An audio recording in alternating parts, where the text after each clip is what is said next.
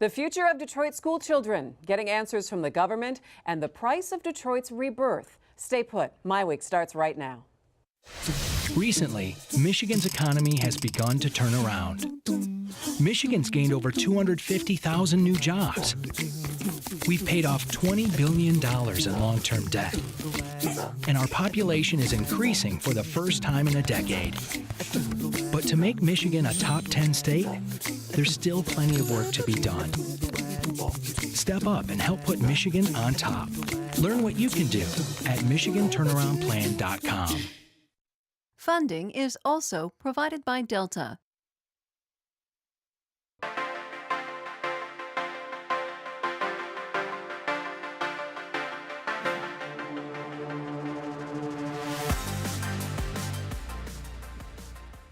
Hi there and welcome to MiWeek. Thanks so much for joining us. I'm Christy McDonald. Improving education in Michigan is a high priority for the governor. We heard it in his State of the State address, and there is intense focus on Detroit schools. A newly formed coalition of Detroit leaders is trying to find solutions. The governor has met with the group, so coming up, coalition co-chair Tonya Allen is our guest, ready to take our questions about the future for Detroit school children. Plus, do you know you have the right to know what the government is doing? We'll talk about the barriers to freedom of information. And some African-American business owners say they're being forced out of downtown Detroit's revitalization efforts. That is all coming up for you on MiWeek, but we do start with education in Detroit. The Coalition for the Future of Detroit School Children was formed late last year to come up with solutions to many of the issues plaguing education in the city. The members are business, education, civic, and religious leaders. And recently, the coalition launched a series of meetings with parents to get their input on how to fix the schools. Joining us now is one of the coalition's co-chairs and the president and CEO of the Skillman Foundation, Tonya Allen. And of course, we have our MiWeek contributors here with us, Nolan Finley of the Detroit News and Stephen Henderson of the Detroit Free Press. Gentlemen, as always, it's good to see you. Tonya, welcome to MiWeek. It's good to have you here. Thank you. Glad to be here. All right, you are very busy with this coalition. It's 36 business leaders and school leaders and I mean, across the board. Talk to us a little bit about what it's been like to work with people from a vast array of areas, and what are some of the ideas that you're starting to come up with? Well, the group is basically a coalition of unlikely allies, and we talk about us coming together under this framework of 70-20-10, believing that 70% of all of the things that need to happen in education that we can agree on, 20% will disagree, but we could probably negotiate, and 10% we'll never agree on.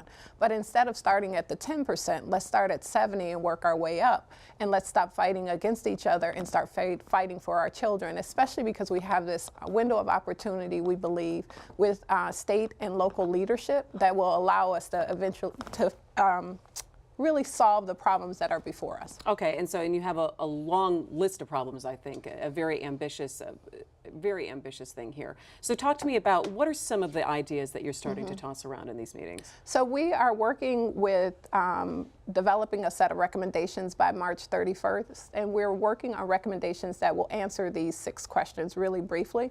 What are we going to do to resolve the DPS debt? The second is how are we going to rationalize or coordinate all of these various schools in our city? How do we give it some rhyme or reason? The third is, what are the common services we need to provide to all parents, regardless if they go to a charter school, EAA, or DPS? And then the last 3 questions are essentially the same. What's the future state for DPS? What's the future state for EAA as a statewide entity, not a district that works in the city of Detroit? And then what's this future state for charters? And we think if we can look at that in a holistic way and really propose what that might look like and put in the policies and the practices in place to get us there, that we can improve education for kids. And that's our ultimate goal. But that's a pretty big list right there. I mean, you could spend a couple of years, frankly, just sort of sorting through all of that. What's your expectation for a timetable when we might see something either go to Lansing? Some of what you're talking about clearly will require legislation, but also talking to the governor about, you know, he's sort of working this from his end too. Right. Well, it is a big list, but none of us are starting from scratch. We've all been thinking about these issues for a really long time. And so what we're trying to do is bring those ideas back to the table, debate them with a diverse set of opinions. And that's the hardest part, right, is debating them and coming up with decisions on a quick timeline. But I'm hopeful that the timeline actually forces us to make decisions that we would not do if we had a year to spend really deliberately thinking about these things. And Tonya, so you actually have a few weeks, right? I mean, the governor wants to do this in March. He wants to lay out some sort of plan in his March education address. Right. Well, he knows that we're going to get it to him by the end of March, and he expects that there will be some legislation or his agenda will be moved in April. We're talking with legislators, we're talking with Detroiters about it, we're talking with the mayor. We think that it's important for Detroiters to really have a voice in this, even though we know that state policy and practices have a lot to do with the state of education in the city of Detroit. You had some of the first parent meetings just a couple of weeks ago. Tell us what were some of the feedback from parents in the district? Basically, parents were saying, I want to have some stability. I want to know that my school is going to be open. That I can depend on it, that they're going to do a good job educating my children. I need some help getting them there, transporting them. I don't know where to go. It's too many difficult processes to enroll my child in school. So they were basically saying, give me a simpler life, give me a simpler shot at being successful for my child. And I think one of the other things that I thought was a really compelling message from them was that a lot of times we talk about school choice, and they want school choice, but they also believe that school choice means I have a good, high-quality neighborhood school, not that I have to transport my child 20 miles to get to one. And that's one of the things that we're trying to resolve. When you talk about the things that are on your list, they all are focused on governance, which is, has been the foil in Detroit for a long time. We've had bad governance dating back, 20, 25 years, it seems like. But what's missing from that picture obviously is, okay, so what happens in the classroom? What happens to my child when I send them to that school? Is that something you guys see addressing later, or do you feel like solving the governance problem will raise the quality in the classroom? Right. Well, I think the first set of questions are really about governance. The second set of questions are about academics. Okay.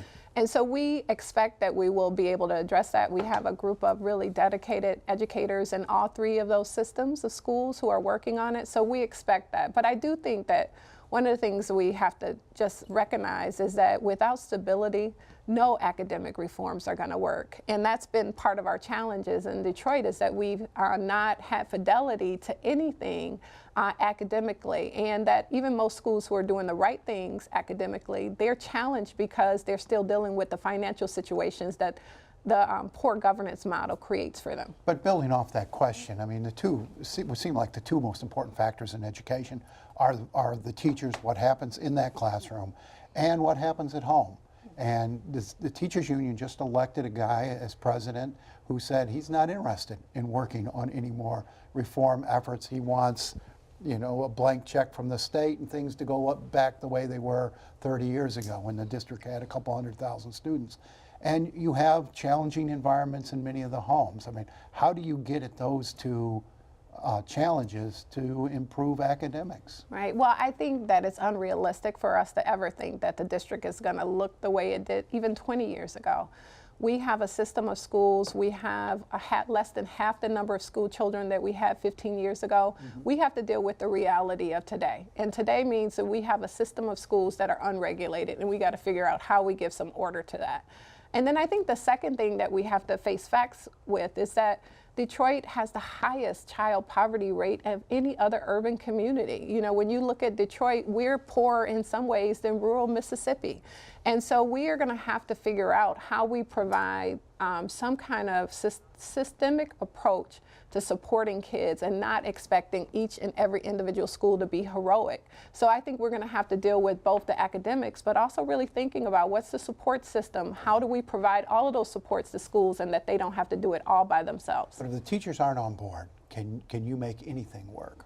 Yeah, I don't think that you can, but I actually come from the perspective that most teachers want to be on board. I mean, I think that teachers have been attacked over the last few years, and especially when you look at what's been going on with the unions. Many of the younger teachers who are in the school district, you know, they've been working there for 10 years and they haven't seen a raise and they don't make more than $30,000. And we often talk about the teachers who've been there for 30 or 40 years. And I think we need to stop talking about them as if they're a unified group. We have teachers that are in the charter system that are popping around from charters to charters. They want stability in their classroom. And I think we have to speak to the whole continuum of teachers, not just to the DFT. They are not the sole teachers in our city.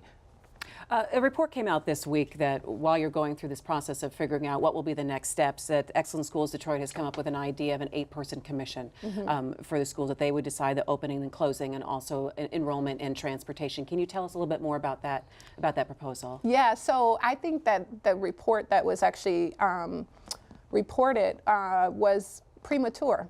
So it was a subcommittee meeting where we listened to 2 different ideas. We got 3 or 4 more coming in the next week in which we're going to debate the ideas. I think that what we are committed to are a couple of things. We're committed to local control. We really believe that Detroiters have to have a say about this. We're committed to having high standards for all schools in Detroit and the same standards for schools. And we're looking at how we, regulate the system of schools. So we haven't gotten to an answer yet. And we had a proposal by Dr. Padroni. We're going to have one by 482 Forward and others who are thinking about these issues. So I can't speak to that because the coalition hasn't really wrestled with that idea in the way that it was reported in the paper.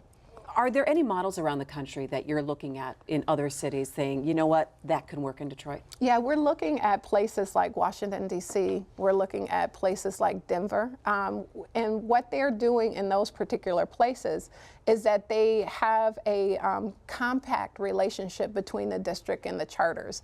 People are working towards the same goals, and you understand that you're sharing the marketplace. Now, the difference between those places and Detroit is that they're not fighting tooth and nail to survive because there are too many schools and too many seats. The supply and demand is not out of whack. And so we have to get that straightened out so that we can actually have a governance system that works. So, Tonya, if you settle on putting the schools back into the political environment, what happens to school choice then?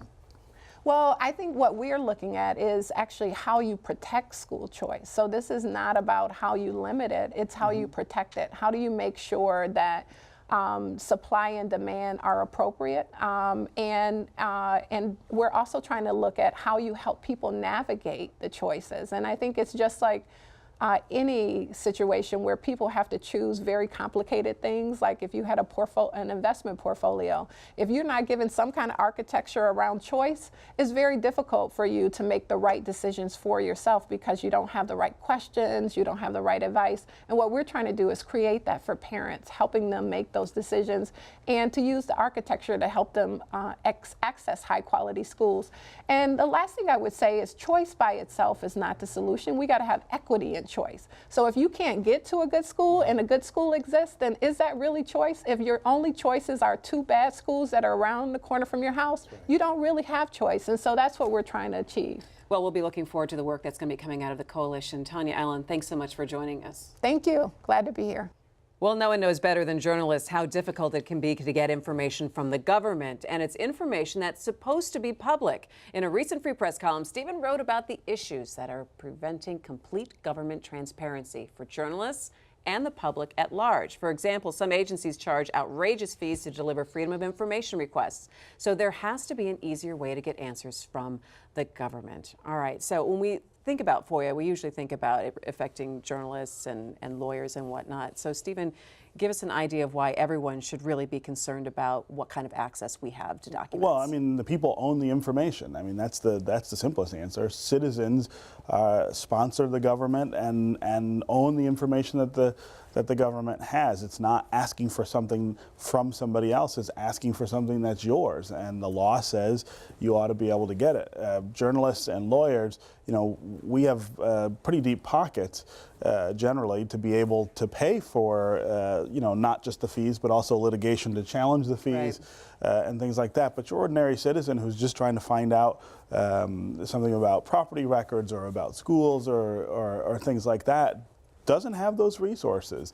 And so this has become a way to just deny people information by saying, if you want it, you have to pay X, and if people can't afford it, then they're out of luck. But there have been some changes, though, now to the fee structure. There have. The bills that passed last year that originally were pretty strong got watered down a little bit in the lame duck negotiations, but we did get the fees capped at I think 10 cents a page for copies. That's still quite a bit if you're asking for a lot. I think it should be free. It's your information. Why are you paying more than your taxes to get information that you own? But it's progress. I mean, we made some. Why are some they steps. copying documents anyway? Why aren't they downloading them? Sending it electronically, right? The Mackinac Center's got a lawsuit now against the Liquor Control Commission for charging. They wanted to charge $1,500 to download onto a thumb drive information that was already in their system. It was a button push, and that was clearly using the fee as an obstacle to releasing the information. And it's, we've got a transparency problem at every level. It's not just releasing information and releasing documents. The University of Michigan, you all have a lawsuit against the University of Michigan, the most arrogant public body in the state, big surprise, but they believe, the Board of Regents believes it has the right to meet in private whenever it feels like it. So you're talking about the Open Meetings Act. Well, it's all part and parcel. That that what they do, we have no business seeing, even though they are public employees paid by the taxpayers and working for the public. Is there some protection, though, for government agencies from people who are, you've mentioned this before, Nolan, overzealously going after and asking for things in almost a nuisance sort of way? Yeah, well, I mean, there needs to be, you got to consider that, and there needs to be some balance that people who abuse FOIA or Open Meetings Act to try to make themselves pests or whatever need to be dealt with. But that's really the minority. I mean, that gets trotted out a lot by government officials as the reason that these fees exist. If you compare, I think, the number of people doing that to the number of just ordinary people and journalists asking for information, there's no comparison. We shouldn't have to go through the FOIA process for most of this stuff. The thing, it becomes for some government bodies and for some agencies, anytime you ask for information, they want a FOIA. Right. And that's absurd. If the information is there and it's public information, you should have access to it. All right, so the fight on that continues. Okay, turning to Detroit and the recurring question about whether everyone will take part in the city's rebirth. Some African-American business owners downtown say they're being forced out of their buildings by landlords who are raising the rents or taking over the space. At least 3 have been evicted or gone to court to fight this out. This sounds very similar to the issue that you brought up in your recent column, Nolan, and this is stories that we picked up on, covering this week. Fox 2 did a story on it, also the Metro Times. You've got a small amount of cases, but the perception of this can be damaging. I mean, yeah, you keep hearing people mentioning Black Bottom, which is a very raw piece of our history in Detroit, where African Americans were forced out of a thriving business district by the freeway, and now they seem to be, some are getting forced out by sort of this rejuvenation of Detroit. They're not quite the businesses everyone or the folks who are developing the city want to see here. And I would caution that if you push out these long-standing businesses, if you don't find a place for these mom and pop folks who've been there forever, you sort of lose the character of downtown that's drawing people in the first place.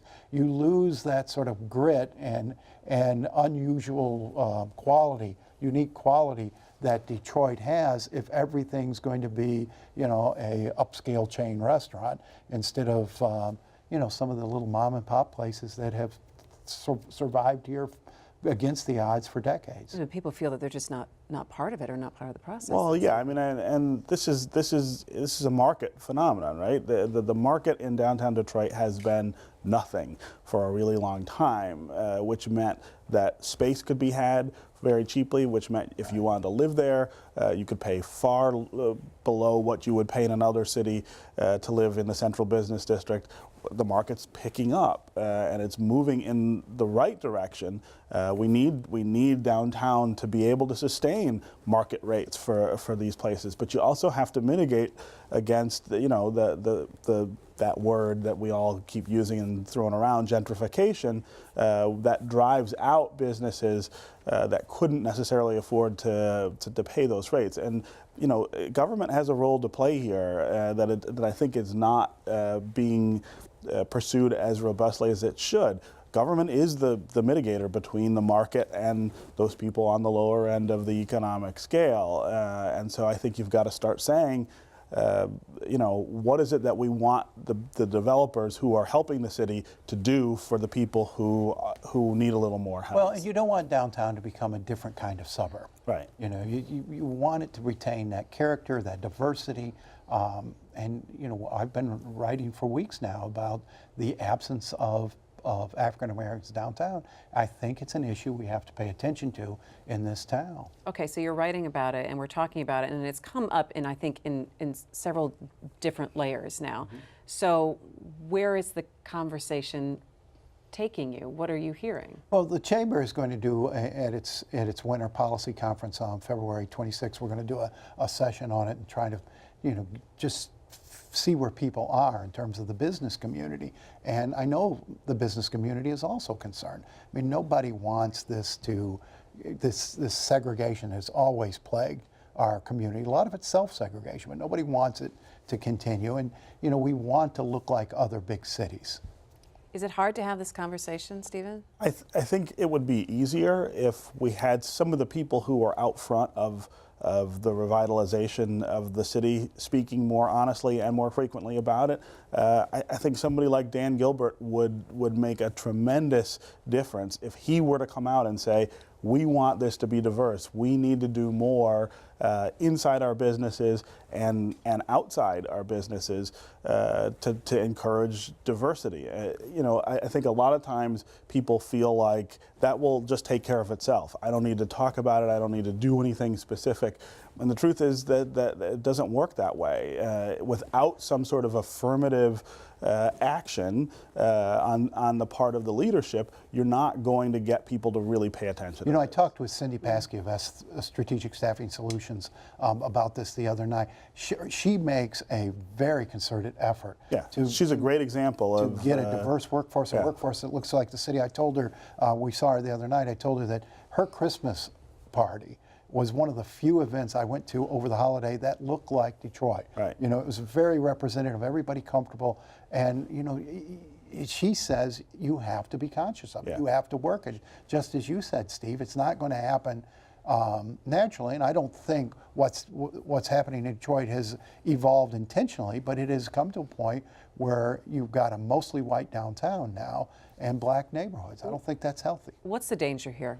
What are we seeing in how this weaves into the revitalization? Well, I mean, the danger is that we continue what Nolan is pointing out, with a white downtown with black neighborhoods. Nobody benefits from that. The resentment that you feel from the neighborhoods, I think, would eventually, it's going to hurt. It's going to hurt the economic side of things eventually. You can't pursue that kind of sort of segregated existence without consequence.